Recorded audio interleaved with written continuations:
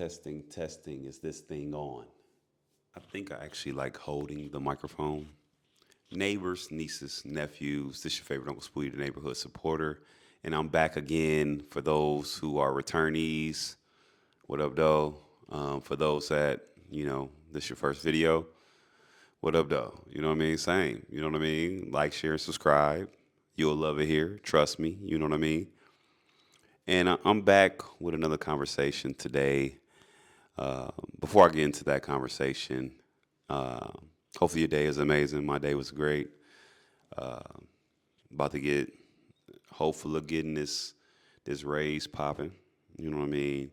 Very very soon. It's happening, manifesting. Make sure everybody is holding on to your money. Keep that money tight. It's a lot of stuff going on in the world. Farmers are becoming bankrupt. Military troops are going into different cities. It's a lot of stuff going on, man. So make sure you hold on to your money, stay safe, and don't get in any trouble because who knows what another state is going to have some troops infiltrating and rounding people up. You don't know what's going to happen with this administration. Stay safe and stay blessed. Now, with that being said, I want to get into the Nike LeBron ad. And I know y'all seen everybody talking about it. And y'all know, if you know me, people call me a LeBron hater. Let me just start there. People call me a LeBron hater, which I don't hate LeBron. I just love the NBA more than LeBron, right? So if I feel like you're doing something to kind of water down the league, I'm going to have a problem with you. Okay? Same thing with the Drake and Kendrick. It's not the fact that don't I dislike Drake. I do like some of his music. I mean, I personally don't like what he's doing to hip hop. All the bangers, cool. That's cute. All the, hotline blings and all the cute. But the things that you represent within hip hop, I don't necessarily. I feel like you're watering it down, if that makes sense. So let me get back to Brian. The Nike ad, I feel the same way. Trash. Trash. Like this would have worked for Miami Brian, potentially. This would have worked for coming back from 3-1 LeBron. Um, I think in those times, people had a dislike for him, which I didn't like the Miami Brian because, the teaming up shit. You know what I mean? Um, I always liked Cleveland, the first Cleveland Brian. Great. When he joined Miami, that's when it was like, hey, man. He did the Cleveland thing. Kyrie's my guy. I'm like, okay, he got a chip. He made that right. Then the Lakers, it just actually I like his play, his how he was, still producing on the Lakers and stuff like that. Cool. It's just the things in the media that happens about him that he spreads, the things that he says, it's just it is very damaging. It's like self-damaging. So when it comes to this Nike King ad, I just want to know what was the goal here? Like, what was the goal to make people mad? If the goal was to make LeBron haters mad, you did that. If the goal was to make some of the LeBron fans mad, I think you did that with this ad. Like, I think this ad kind of solidifies the talks that many people were saying. If you haven't seen the ad, I would suggest you just look up LeBron Nike ad. Everybody's talking about it. And he says stuff like I destroyed my idols. I defeated all my rivals. I took accountability, or held the weight of this on my shoulders. And if you see him in interviews, you see him talking. He talks about him and Luca joining. He say, I don't know why they expect a lot out of me and Luca. This is not verbatim, so please don't quote me. But basically, he was talking about the expectations of him and Luca. producing maybe a championship, and he like, I don't know why y'all thinking that when it's 8 other people on a team. Then you see him in another interview, he's saying, at Miami we had a big three, but we was surrounded by minimum guys. Why are you like minimizing your teammates? Every time you lose, you say you didn't have enough help. You know, like goddamn. Then you say, I don't understand the ring culture.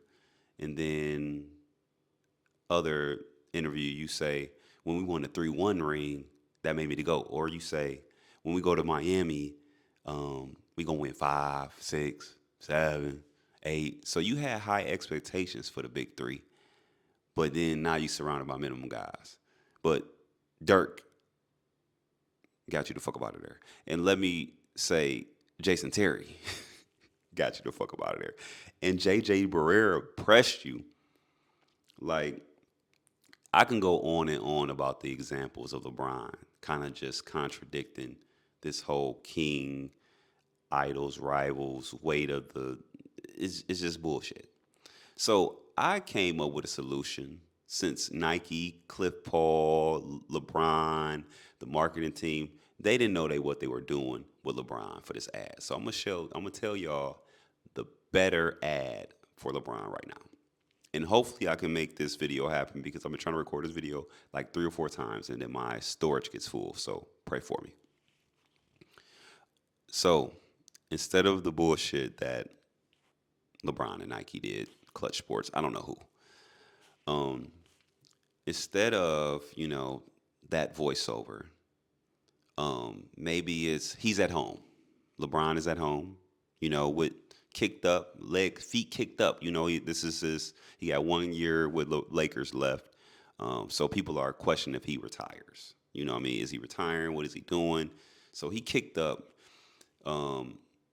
He has a newspaper in his hand. It's not showing that it's LeBron, but you can kind of see the stature a little bit. He's holding a newspaper. Can't see his face. And on the newspaper, it has an ad about, like a bad ad about him. You know what I mean? And then it zooms into that article, to that moment, and the things that was said about him, or like the disparaging things that said about him.